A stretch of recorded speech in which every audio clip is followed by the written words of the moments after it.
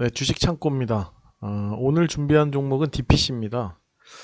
헤드라인은 나 사실 투자 회사야 이렇게 잡아봤어요. DPC는 전자레인지용 고압 변성기를 생산하는 회사인데 사실은 투자 회사나 마찬가지인 것 같아요. 그래서 그 얘기를 좀 해보겠습니다. 그 전에 개인 소견이니까요. 종목 추천 아니니까 참고만 하시기 바랍니다. 오늘 상한가를 갔는데요. 먼저 이 DPC의 자회사 중에 스틱 인베스트먼트라는, 그러니까 DPC가 100%를 갖고 있는 자회사 스틱 인베스트먼트가 이 그랩이라고 하는 이 동남아의 우버라고 불리우는 이 그랩이라고 하는 회사에 2억 달러를 투자했어요. 한 2천억 정도를 투자했는데 이 그랩이 미 증시에 상장을 추진한다. 이 소식이 들려서 지금 급등을 한 겁니다. 그래서 동남아 최대 차량 호출 서비스 기업인 그랩이 올해 미 증시 상장을 준비하고 있는 것으로 전해졌다. 기업 공개 규모는 최소 20억 달러니까 2조 2천억 원 예상되고 있으며 이는 동남아시아 기업의 해외 주식 최대 공모 규모로 평가되고 있다. 이에 자회사 스틱 인베스트먼트를 통해 지난 9월 그랩에 투자한 바 있는 동사가 금일시장에서 부각됐다. 이렇게 이제 오늘 굉장히 핫한 이슈로 떠올랐습니다. 바로 이 회사입니다. 그랩이라고 하는 회사인데 우버를 이긴 동남아 차량 호출 서비스 기업 이렇게 이제 얘기를 하고 있죠. 그래서 보니까 우리 저 배달의 민족이나 이런 것처럼 뭐 배달도 하는 것 같고 여기 보니까 3년차에도 이렇게 호출 서비스를 하는 것 같고요. 이런 기본적으로 이제 우버와 같은 그런 역할을 하는 기업이라고 얘기되고 있습니다.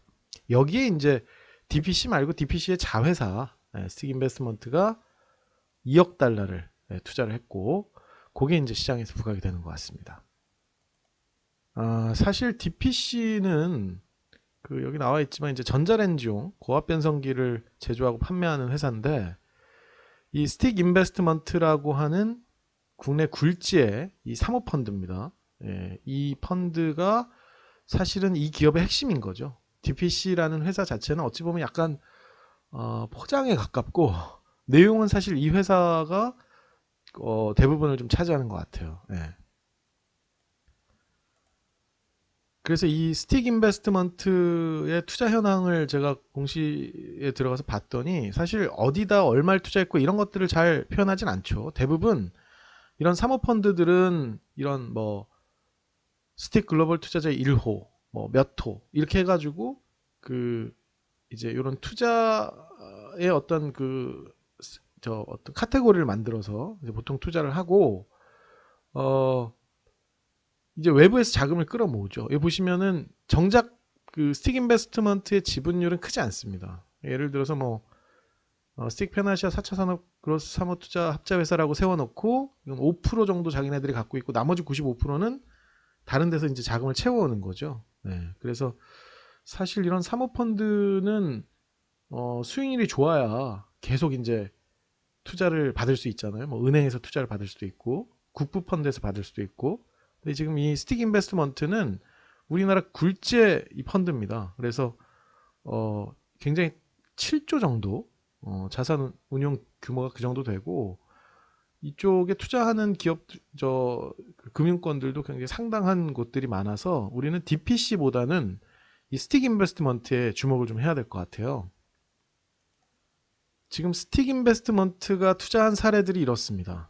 굉장히 다양한 기업들이 더 있어요. 잘린 거고 굉장히 특히나 이제 아시아권에 굉장히 다양한 기업들에 투자를 했고 또 이들의 이런 회사들은 엑시트가 목적이죠. 그래서 싸게 사서 기업을 불린 다음에 되팔고 또는 상장시키고 뭐 이런 부분들이 이들의 주 이제 영업 행위인데 괄목할 만한 실적들이 꽤 많았어요. 최근에 이제 빅히트, 빅히트의 3대 주주였었죠.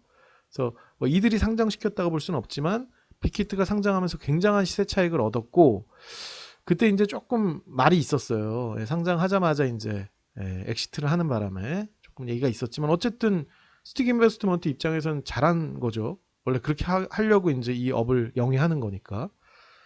그래서 굉장히 다양한 회사들에 이렇게 골프전도 뭐 했었고 게임 하이 LIG 넥스원 이런 기업들의 다양한 투자를 통해서 지분을 취득하고 그것을 이제 되파는 형식으로 사업을 영위하고 있습니다.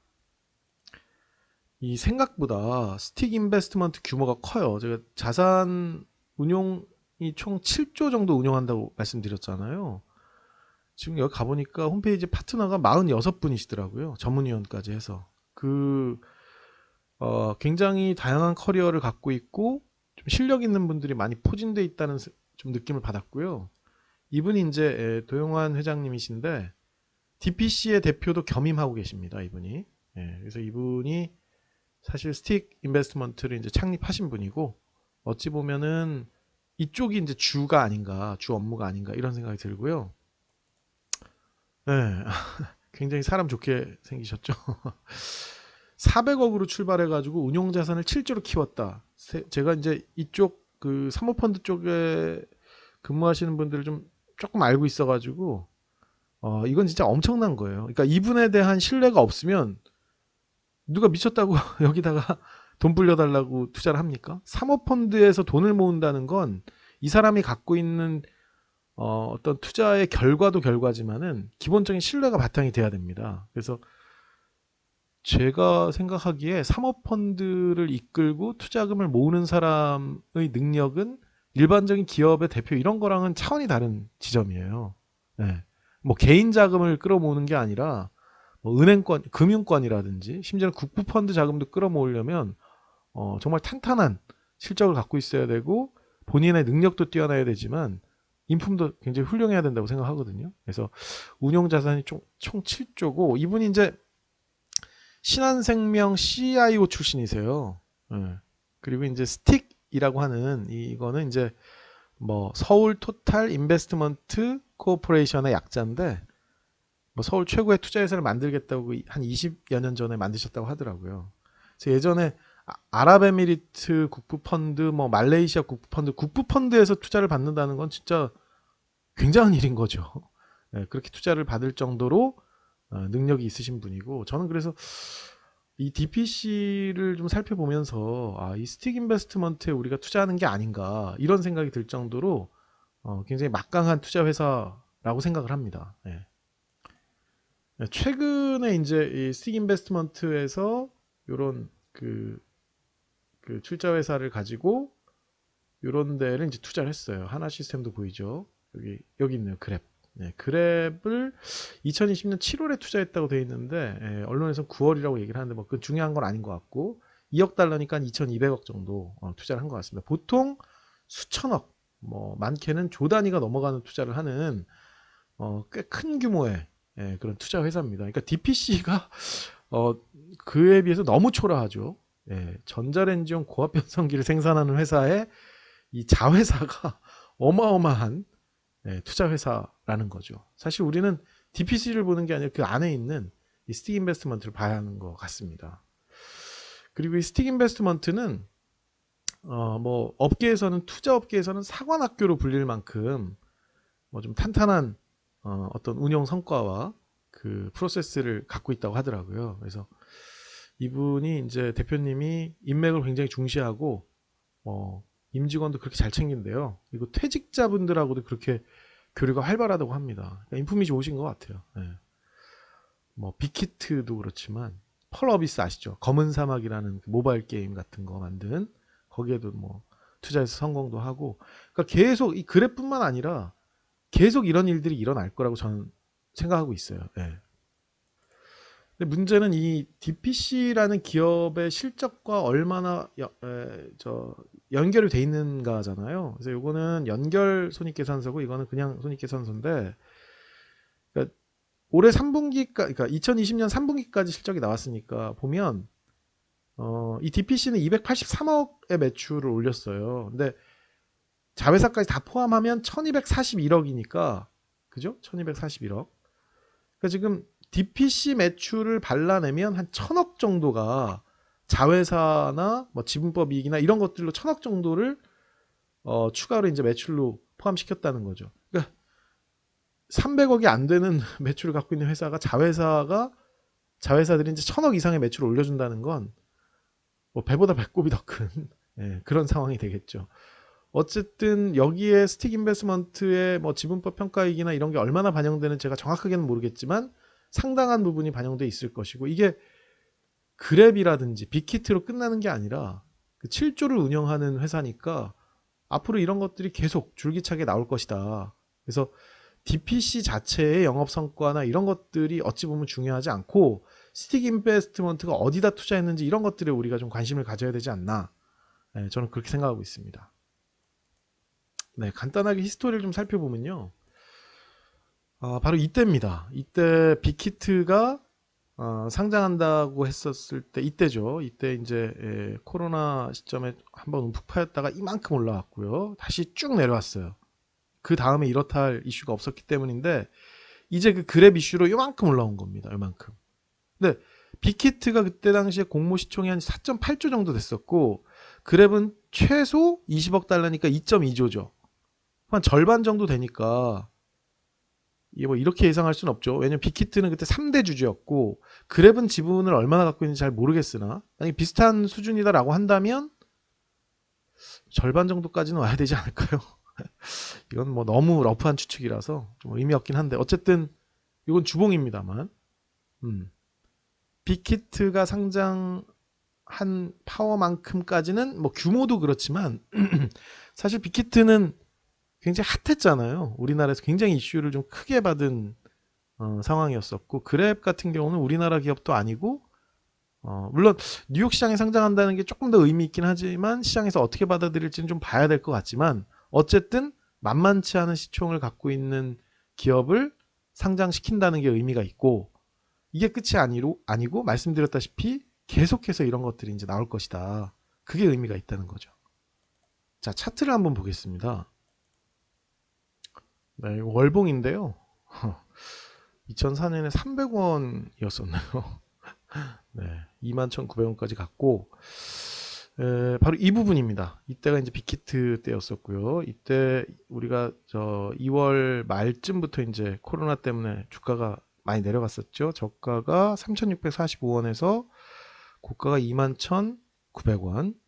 한 6배 정도 됐을 것 같은데 어쨌든 이만큼 뽑아 올려준 데는 빅히트의 공헌이 굉장히 컸고 이번에 그랩은 여기서 얼마나 올려줄지는 알 수는 없어요. 근데 만약에 빅히트와 동일한 수준이라고 한다면 말씀드렸다시피 이제 거의 4.8조고 그랩이 2.2조라고 한다면 그러니까 지분이 얼마인지는 모르겠지만 빅히트랑 비슷한 수준이라고 한다면 뭐 이 정도?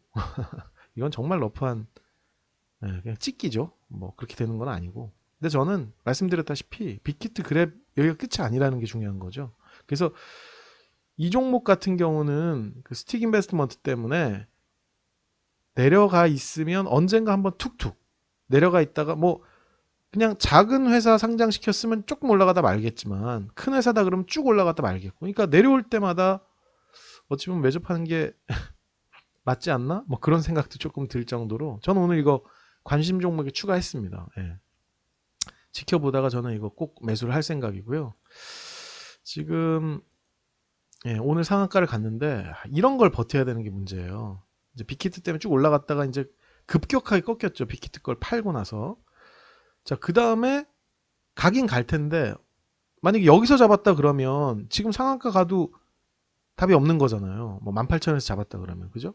그러니까 이제 어디까지 내려왔을 때 바닥이라고 봐야 될지는 모르겠으나 보통 우리가 이렇게 줄줄줄줄 거래량 없이 흐를 때를 좀 매집 기간, 횡보 기간이라고 하잖아요. 이런 그림이 나온다면 관심 갖고 좀 매집했다가 뭐 올라갈 때마다 조금씩 분할 매도하는 그런 전략이 어떨까. 이런 거 막 얘기하면 안 되는데. 종목 추천이 아닙니다. 참고만 하시면 될 것 같아요. 네, 매매 동향도 한번 살펴보겠습니다. 네, 지난 1년 동안 2020년 1월 20일부터 오늘까지 외인과 개인과 기관의 누적 순매수량을 좀 살펴보면 외인은 계속 순매수 기조였었는데 오늘 많이 팔았네요. 64만 주나 팔았고 개인은 이제 그걸 받았습니다. 순매수량이 이렇게 되죠.